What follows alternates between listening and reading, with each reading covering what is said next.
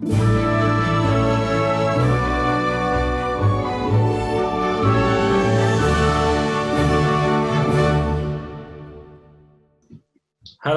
everybody. My name is Massimo Delbo.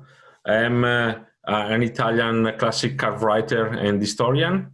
I'm an Italian contributor for Octane magazine, and I help Lamborghini Polo Storico as an external consultant for the classic communication. I love old cars, and I believe that are the most beautiful things that ever happens to me. Good. Good. Oh, which is me then, yes? Yes. Pete Stevens, like it says up there. I'm actually a transportation designer, particularly car designer, some expensive cars and some less expensive cars. And I've also done a few things which are show cars, which isn't necessarily a positive for this class. Interestingly, at the moment, a lot of transport things I'm working on are not automotive because the business is very quiet. I've just come back from a trip to Switzerland and Germany because I'm working on the design of 2 funicular rail systems, one for Hong Kong and one in Baden-Baden, which opened on Thursday to 6 of us, since they're being very careful in Germany, which was good fun, I must say. So that's the business I'm in. And like Alan, I like the old cars as well. And I race a proper vintage hot rod, 1928, which is cool. And while I'm there, Alan, Melanie sends her love. Excellent. Yes. Well, thank you, gentlemen. I'll just do my quick CV too. I'm Alan de Cadenet.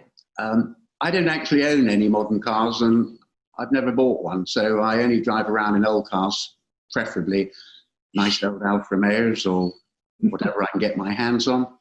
And I've had a racing license for coming up 60 years now. And so I race occasionally, and I've thoroughly enjoyed that during most of my life. And before that, I was a rock and roll photographer. And what took place in the 60s, I'm not allowed to talk about because it stays. Yes. Right. Yeah. So good. Let me ask you both then, perhaps Massimo, you could start as well. Concept cars is a wonderful theme because it obviously allows designers within reason, certain parameters, to go about their delightful creative business any way they want. How do you see concept cars yourself? You know, I would say that it's absolutely important to see the historical moment of the classic cars that we are talking about, because looking at the history of motor cars, of course, of the last century, what you see is the fact that concept cars had 2 very important moments. One was the side of, they say, the moment of the pre-war moment when you had coach builders showing the trend, and in Europe, and American car manufacturer making a concept that were showing the new trend, the new fashion of their mass production products. And that, of course, brought us a series of concepts that entered legends because of their historical importance in showing the real moment when a new fashion entered in production, let's say in this way. And then there is a second moment of concept cars that is in Italy, the moment of the 60s and the 70s, where you have all the car manufacturers around the world looking at the design expressed, at the innovation in design expressed by Italian coach builders, and you were seeing the concept presented by Italian coach builders based on more or less refined mechanics that were showing the trends and the concept for the futures. So sometimes was an expression of speed or aerodynamic, sometimes was the use of a new material, a new technology for manufacturing, and so on and so on and so on. So if you look at the history of motor cars, you see that concept usually were the most important one, of course, at least, were the moment when a new trend in the car world was defined. And that's, for me, it's absolutely important that we consider and we study them, because there is a before them and an after them in most of the time. Peter, you're well immersed in precisely what Massimo is talking about. Well, so. this is true. And it's interesting because to my mind, there are three, principally, simply put, three reasons why somebody might choose to show a concept car. One of them, for example, with Ford Motor Company and the Ford Probe, was because they suddenly lost their nerve with the new Ford Sierra.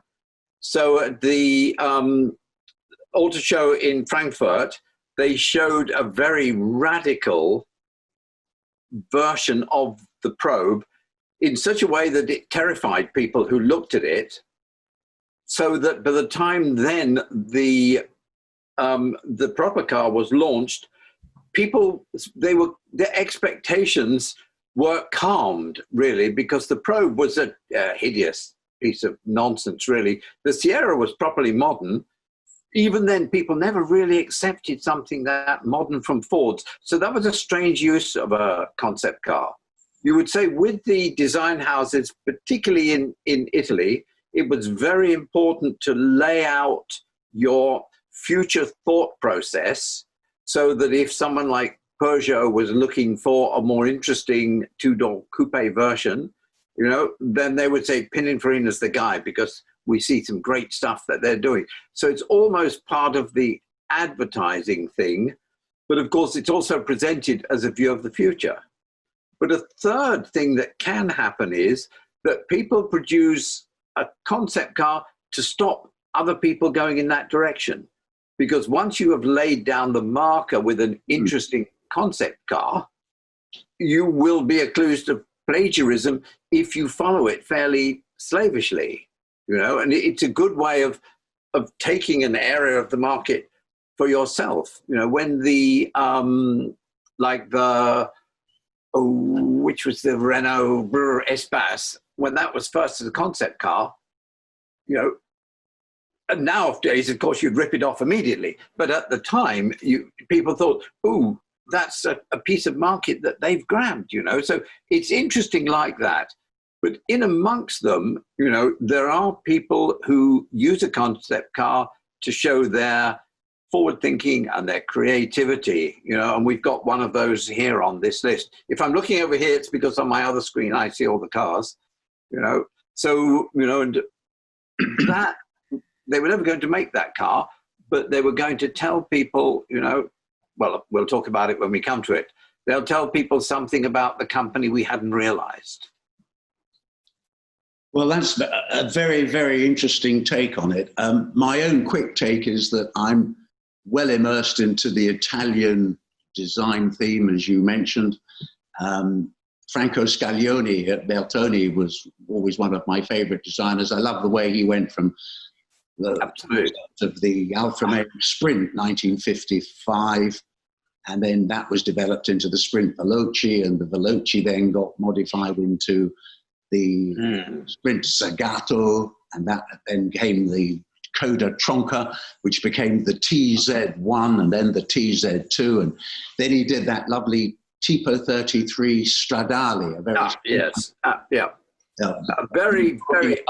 But the genes for this work, this creative styling, I like the way in Italy it rests in houses. I mean, you've got Touring of Milan there. You've got the Zagato family. I mean, ever since Ugo set the Zagato company up and Elio, his son, takes over, and Andrea Zagato today, it's in the genes, I think. And I rather like that. I like the fact that you have this brilliance. I can hardly sharpen a pencil myself. The way that you have that creative ability go about it, I find wonderful. I think we might change to the cars now then. I will attempt to bring them out. Can we get him? Oh, that's the Caimano, isn't it? Caimano, excuse me. Caimano. Yeah. Sorry. The Cayman, that's a Giugiaro design, isn't it? Off an Alfa Sud, I think, from memory. It is one of the worst things he ever did. Maybe we can on the Italian theme, maybe you care to pass comment. Yeah, one of the worst things he ever did. Giugiaro founded Ital Design as well, of course, and this was one of his offerings. Well, let's have some comment on this then, perhaps. Peter, what do you think? I always thought it was terrible. It just, he went through a muddled period, you know. He went through a super clean, elegant, and this was a period where, for example, the line that along the body side then breaks as if the nose has broken rather than being any flow to it. Yes. You know, the funny silver cage at the back. To me, everything, you know, because I always thought what Giugiaro did was wonderful, you know, and I followed everything. And just occasionally, I think he tripped over, you know, and to be honest, I think he tripped over with this, you know, the wheels with that square motif, you know, if you see it moving, you know, it's clunk, clunk, clunk, clunk, clunk. You know, there's nothing to me that expresses the kind of passion that I think a show car should have. Okay, well, let's try and find something. I mean, I think, are you somewhat dismissive of this as well, Massimo? I mean, I'm inclined to agree with Peter. It's all right, but it's nothing desperately special or... Totally agree with you. For sure, it's not the car that we all loved Mr. Giugiaro for. Yeah. But I think that was a first passage. You know, you just, let's say, underline that for sure the 1970s were the squared period of classic car, of car automotive, let's say. You know?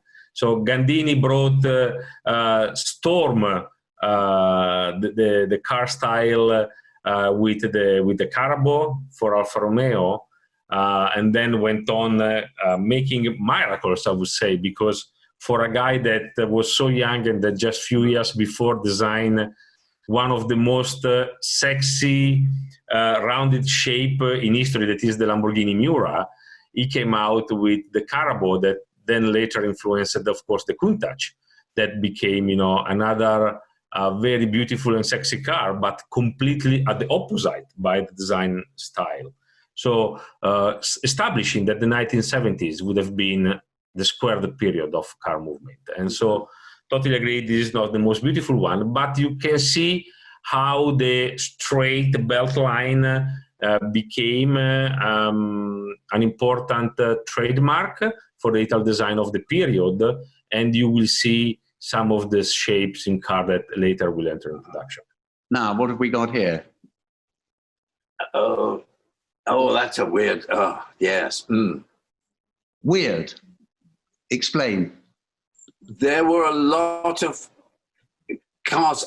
I mean, that was, and I could probably find the paperwork on my other screen here because, oh dear.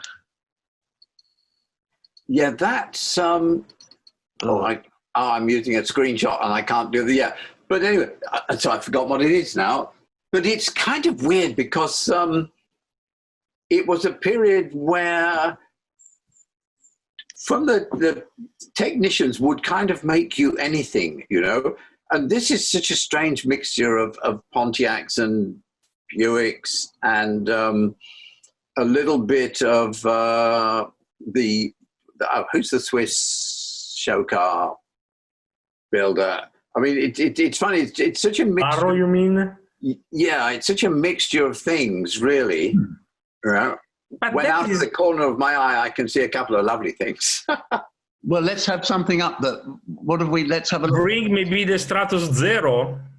The Stratos Zero is an absolutely important concept car to my eyes, because beside the amazing beauty and the amazing shape of the car, it has a racing mechanics in a certain way, because everything starts based on the Lancia Fulvia HF 1.6.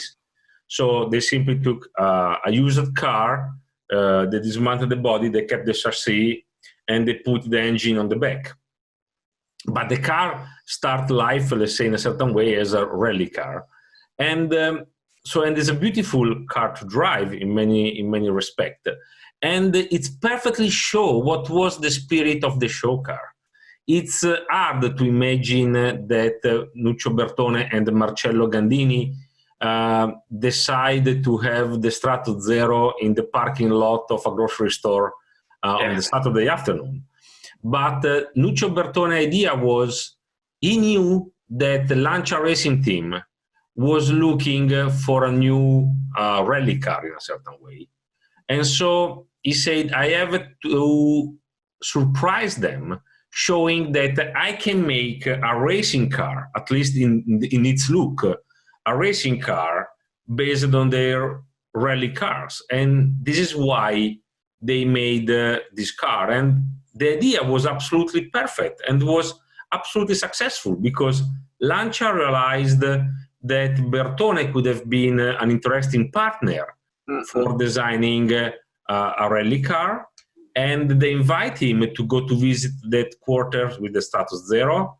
Nuccio Bertone, of course, that was a showman in a certain way, was a marketing genius, arrived driving the car and passed under the entrance gate, blocking the entrance in the Lancia headquarters, creating quite a storm.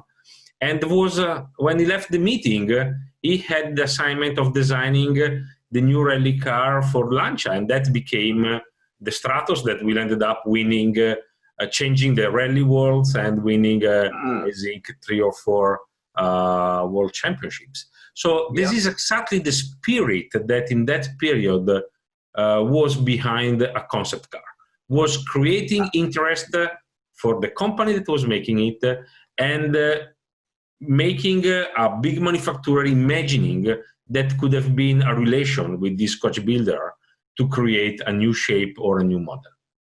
Yeah, I mean, one of the things that, and Bertone was very clever at this, with a fairly conservative company as Lancia was at that time, and it's like when I sometimes did a project with a fairly conservative management group, you deliberately push too far and you shock them, but they think, whoa, we are a long way behind, and you deliberately go too far, because then you can bring it back a bit and they'll be happy, which I think Bertone certainly had in mind, because he knew this wasn't going to be the rally car, but he knew it was possible to come back from it and still have something new and surprising, and because he was a clever business guy like this, absolutely, and I think to that extent, it was, I mean, and as you say, this is a pure show car. It's actually not intending to be anything else, but it was intended to start a discussion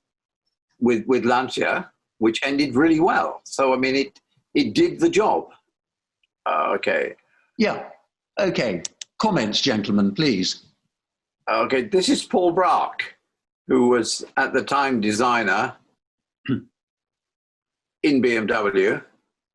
And all he wanted to do was he actually only wanted to do show cars. He found it really boring to have to do, whatever the 318 or even the 2002, he really wanted to do these.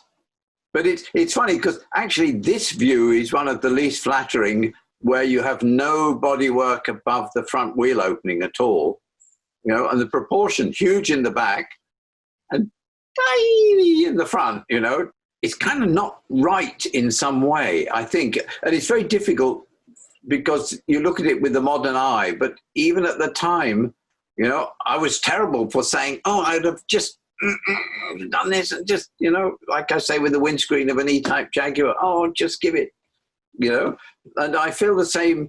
It's almost too pinched over the front arch compared with like a M1, Yeah, but you see that that was the moment, because now we tend to look at this car with the eyes of today.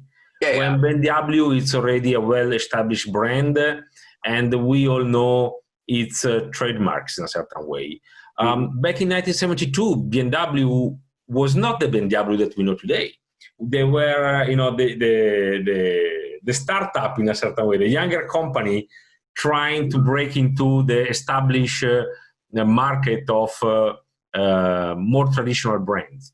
And what they want to do was racing and having six-cylinder engines in a certain way and bringing new technology and new pleasure of driving. So in looking at this prototype, what I see is not a car, a beautiful car by a stylistic point of view, but what I see is a weapon made to show that we are powerful, we have a powerful engine, and we want to do something like a sports car and the GT cars. And when they made the M1 is still by today's standard a fantastic car, a perfect example of the middle 70s style. Yeah, yeah. Do you think they got the idea from Rudolf Uhlenhaut because of his 300 SLR Coupe, the one car he made for himself as a test car? Yeah. It's about the most beautiful car built in Germany. I think it's absolutely as lustful as you can get. But it does seem, what I rather love about the car designers is you never quite know where they're coming from. I mean, Uhlenhaut was not a car designer, he was a development man. He made the German Grand Prix cars more pleasing and satisfying for the drivers to drive using his skill. But then he goes and designs that coupe. I've never seen it in the flesh. I'd be very tempted to jump in and drive it away if I did. It's a fantastic car. Let's try and find something else, shall we, while we're here? Well, I mean, what I would say about this, and it's interesting what Massimo said about this kind of stressful feeling. The young designer who designed this never designed anything afterwards. It burned him out completely. It kind of frightened him with the business of design and coming up with something like this in 1970. And he went off to run a little hotel down in the West Country in Devon. Wow. And never did another piece of work because he kind of frightened himself, you know. I mean, it had Wayne Cherry looking after it as well. And it was, to me, it was pretty darn startling, you know. In a way, startling because it didn't rely on looking in Italy too much, you know. And yet it wasn't influenced that much, except maybe just the front fender, by American either, which is why, to me, it's important because of what, and Vauxhall was such a miserable conservative company at the time, when you think of the Cresta and the Velox and all those dreadful things, you know. And then suddenly they produced this. It had no effect on the company whatsoever. It didn't change their design thinking at all, you know. But for me, it was a spectacularly good piece of work, actually. You know, I appreciated what a good bit of work it was, you know. I tell you what I find interesting, though, Peter, is when I listen to you gentlemen who know far more about this than I do, it seems that the design of cars, automobiles generally, it's rather like songwriting, where you put in tiddly bits of other people's songs or lyrics and music to produce your own version of a love song or a tragedy or whatever. And it's the same with cars, because included in this Vauxhall, surely, is the young designer's thoughts as to what he would like to see that he may have glimpsed elsewhere, not the least of which is, I see its right-hand drive, because not only, well, it's British, but maybe, don't forget, 917 Porsches and 512 Ferraris, they were all built right-hand drive because you wanted your driver on the inside of a basically clockwise racetrack. Yeah. And so my whole life was grown up with right-hand drive cars. So I like to see something as exotic as this, right-hand drive, because everything else tends to be left-hand drive.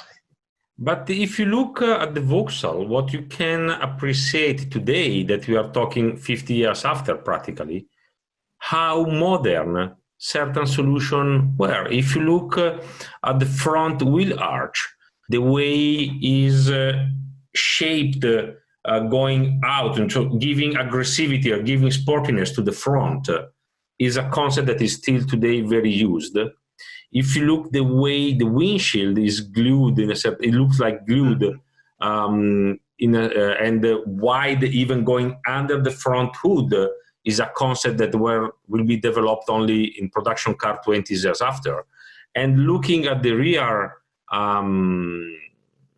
windows, you see how flat it is, and is a concept that will be used in the 70s and the 80s in production cars as Alfa Romeo GTV and so on. So you see that this car that is almost 50 years old now, has some of their parts that are absolutely modern, even by contemporary standard. I think we've got time for one more car, gentlemen. The Sibilo, the Lancia Sibilo. Okay, Lancia Sibilo. Let me find that. And okay. When you look at this car, you think is not the best design that Bertone did, and maybe you're right. But on the other side, this show car, in the idea of Bertone, was not showing a new design, but was showing a new way of building cars. The chassis, the rolling chassis, is a Lancia Stratos, and so it's a fast and wonderful car to drive in a certain way. You just have to find a way to see outside. But that does help. What is amazing is that it's a plastic, it's a composite. It's not carbon fiber, but it's a composition of several layers of plastic glued together. So that was the first example what car manufacturing could have been. And it was right too, because this car show a new road for before a small car manufacturer, but later even big car manufacturer for serious production of using plastic as a material, not only for some collateral parts, but even for structural components. And that is the importance of this show car, that showed a new way, a new material, more than a new style. Well, that's a fabulous piece of information, Massimo. I mean, that's a completely different outlook on that car, because at least you know plenty about it, you see. I drove it once. Yeah. See, if you look again, I would use an analogy here of some of the wristwatches that I get to see. You have to wonder how people tell the time with them, the way they are designed and constructed. Yeah. And so with cars, you also, as you said, if as long as you can see out of this car, then you can drive it. Yeah. I found looking out of a car and seeing where you're going quite helpful. Quite important. The thing, if you look at the door, Alan, where the door handle is, and there's a little join line just below the door handle, all of that upper the piece of the door was in transparent plastic. Yep.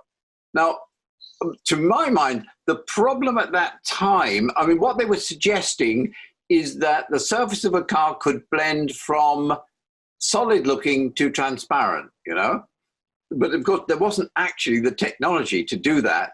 So what they did was to spray on the inside of the window and then stop spraying and then start again, And I mean, so the technology could not keep up with the idea at this point.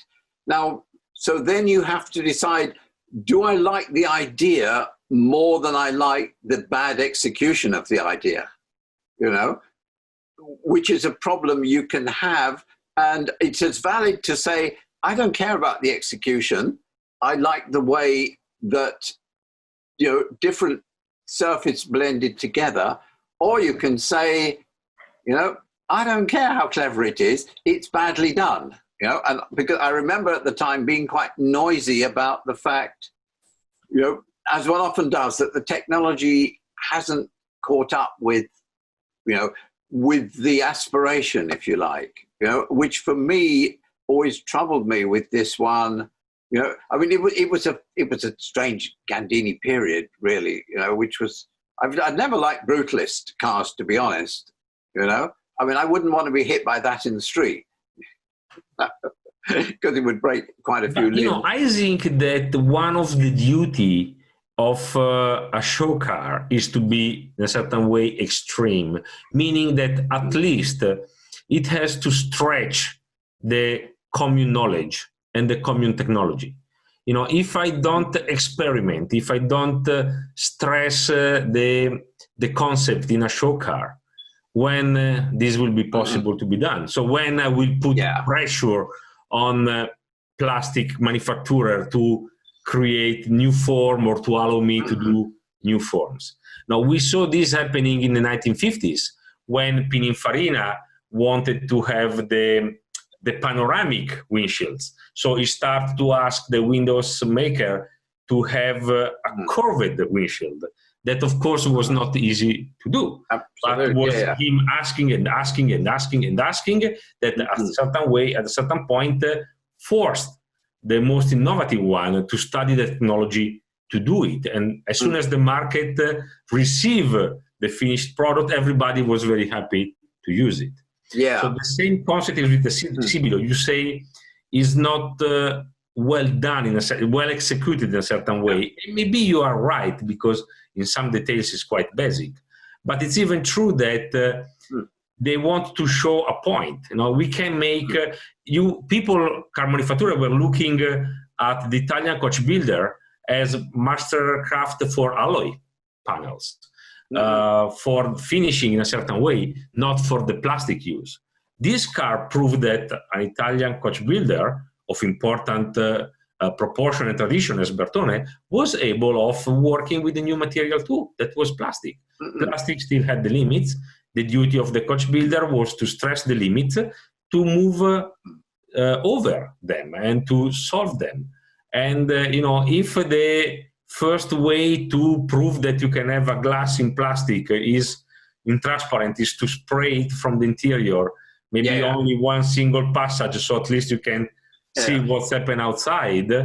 Why not? I think that is fantasy to reach your target. It's not following the rules, but it's stressing your fantasy for doing it. I mean, I have to say, the phrase I often use is that part of a designer's job is to set challenges for engineers. In other words, I would like it like this.